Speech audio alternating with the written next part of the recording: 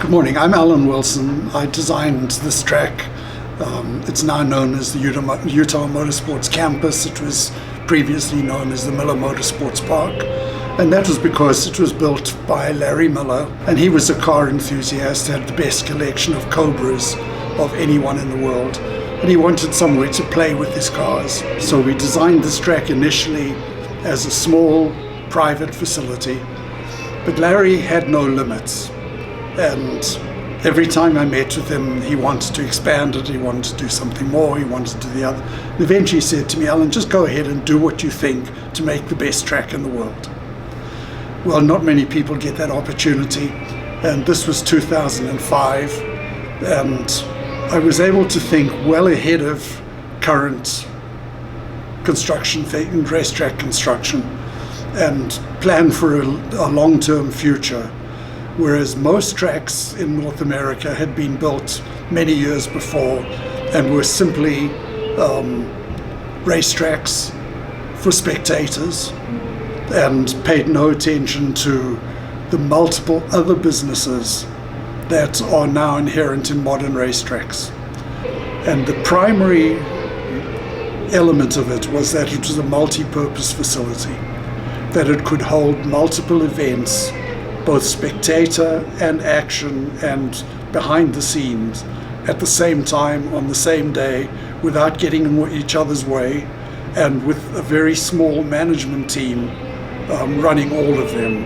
A lot of what we did then was 10 years ahead of its time, because at that stage racing was primarily spectator orientated. At the beginning of 2019, the My Time Group finally took over full and complete ownership, and they've now started to restructure the company. Now, it's not going to be the way it was before, because racing has changed. Major events no longer bring big crowds because there's so much else for people to do. TV, the internet has robbed most of the big spectator sports of crowds at their second level events. So the whole format of racing has changed, of motorsport. It's not that it's any worse, it's certainly not that it's any less, it's just different. And this is where UMC, as it's now called, is coming into its prime. Because when UMC was built, it was actually designed to be successful without the benefit of the big events. So the facilities that were put in, the convention center, the classrooms, the huge garages, the extensive paddock, the huge parking areas, all those things are now playing a totally different role because they're servicing the need of the Monday to Friday customer primarily. The customers who don't expect large crowds but want the facilities, the quality facilities that top level crowds demanded. They want good toilets, they want lots of them, they want good food services, they want high-class kitchens, they want quality meeting areas, they want lots of activities for their clients. All motorsports, automotive related, or mostly automotive related, but a company can come knowing that, say an automobile company can come to launch a new product. They know firstly they can get a lot of exclusivity. Okay, if they want the track with nobody else, they can have it. Okay, or they can have a part of it and not be affected by what's happening elsewhere. They have the best facilities of any racetrack in America in terms of hospitality, in terms of toilets, in terms of food services, in terms of access.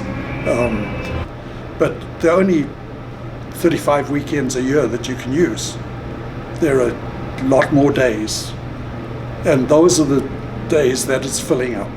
A manufacturer or an automotive product company that wants to test a product in privacy, test it to a limit because the track is full international standard, very, very safe.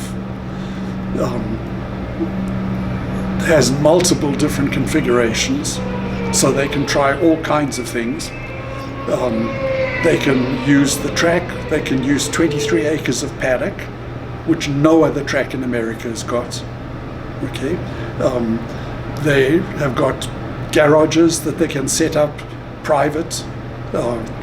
They've got huge day garages that can seat 600, 700, 800 people, which we've had in a convention environment, or can park 80 cars undercover with TV, with air conditioning, with heating, with everything, and perfectly flat floors, so they don't have to, come in and clean and get everything ready before they go. When they arrive, the facility is pristine. So it's very easy for a company based in Detroit or Birmingham or New York or anywhere else in America to get on an airplane and arrive here and not have the hassle of having to set up tents, set up second-rate facilities. Everything's built in here. So from a corporate point of view, there is no other facility in North America that has the range of sub-facilities that can be used simultaneously and independently, and in a way where it's easy to move customers from one activity to another. Because the track's got a fleet of trolleys. The track's got everything. The net result is that it's intensely customer orientated. And my time recognized this. A customer can't come here and not feel special.